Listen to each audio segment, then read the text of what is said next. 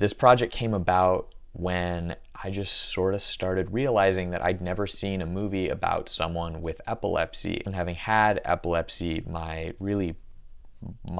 whole life, that really bothered me because I'd met a lot of people who suffered really, really deeply from stigma. And I knew that one of the most important things you can do to raise awareness and to turn stigma around for anyone and anything is film. People don't really go to awareness events unless they already have a connection to a cause. And conversely, people on their own volition show up for entertainment. So what I realized was, well, hey, I'm a filmmaker, and this is a subject that I'm willing to talk about. I should be talking about it. And if I make something that's hopefully good, that's hopefully engaging, if you build it, they will come. So they will see a character with epilepsy, probably for the first time, told authentically and empathetically, and they'll go home less likely to be cruel to their neighbors because now they'll know something. Now they'll have felt something. I went to the Epilepsy Foundation of Northern California and said, this is what I want to do.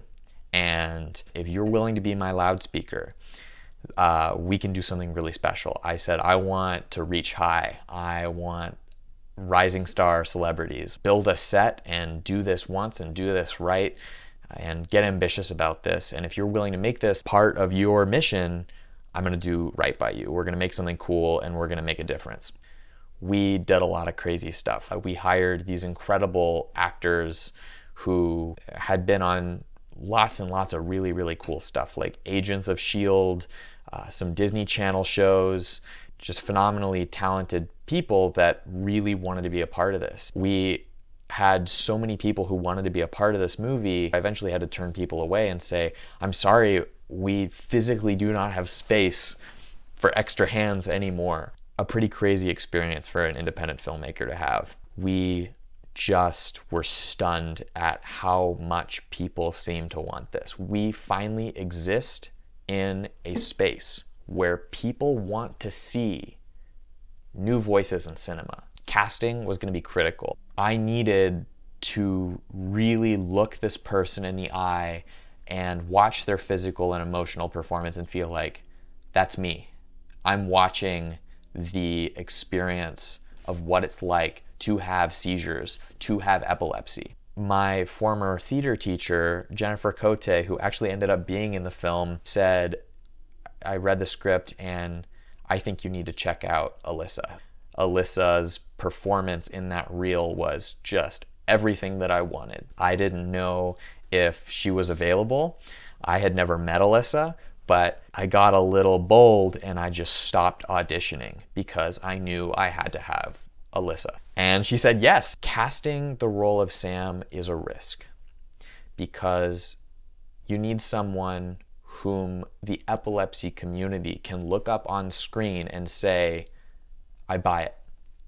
That feels right. And chemistry is important. So I went to Alyssa and I said, you've read the script, you're familiar with what we need. Is there an actor who you think can nail this, that you have chemistry with?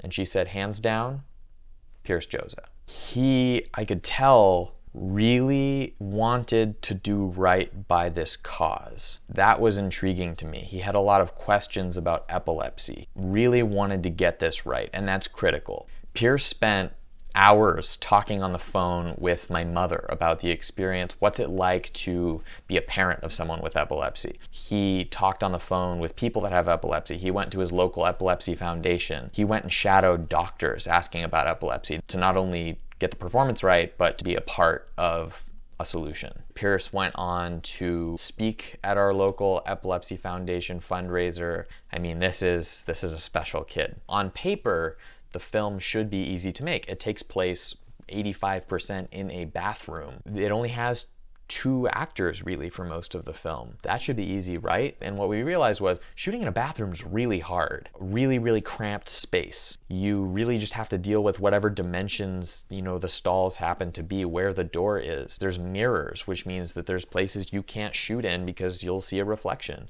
We're gonna have to haul lighting equipment and camera equipment in each day and do all our setup and then have to take it down at the end of the day, that's many, many hours each way.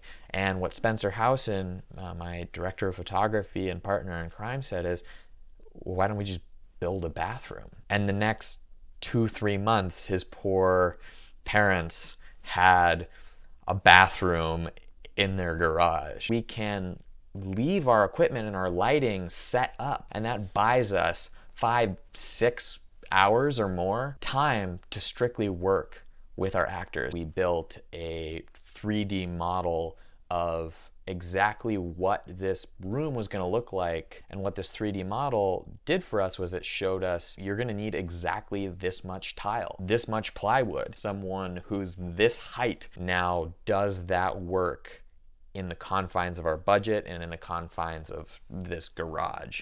We could move the walls to give the camera person a chance to step back a little or to use a wider lens. I mean, this was the way to go. I think the coolest thing about making an independent film is that you have the opportunity to just surround yourself with people you love. There was just this feeling on set that everyone really wanted to be there. There was just this really positive, calm energy, which is a really rare thing to have on a film set. And we all felt really at home, and it was really, really special. Okay, cut. That's a cut. But keep the water going. Misery is gold. I guess we're holding the water. No, cut it. I was kidding. Okay. That was a joke. That was a joke. Hi, I'm Miles. I directed Under the Lights, and I have epilepsy. I have a dream, and I need your help. Epilepsy affects 1 in 26 people, and people are really afraid to talk about epilepsy right now because the stigma is so bad. I meet kids every year who say they've never made a friend before. I believe that a widely accessible movie could do more for epilepsy awareness than any other campaign in history. I've written the Under the Lights full-length feature film. It got a nod from the Academy this year, and all we have to do is find funding for production. So if you believe in what we're doing and you loved the short and you're willing to make a donation by texting Under the Lights to 44321, you could help us make this dream come true. You can also donate by clicking the link in the description. All donations are tax deductible, or you can reach out to me at underthelightsfilm.com. Thank you so much for watching the short and for believing in what we're doing, and I hope to see you at the premiere for the feature. Thanks.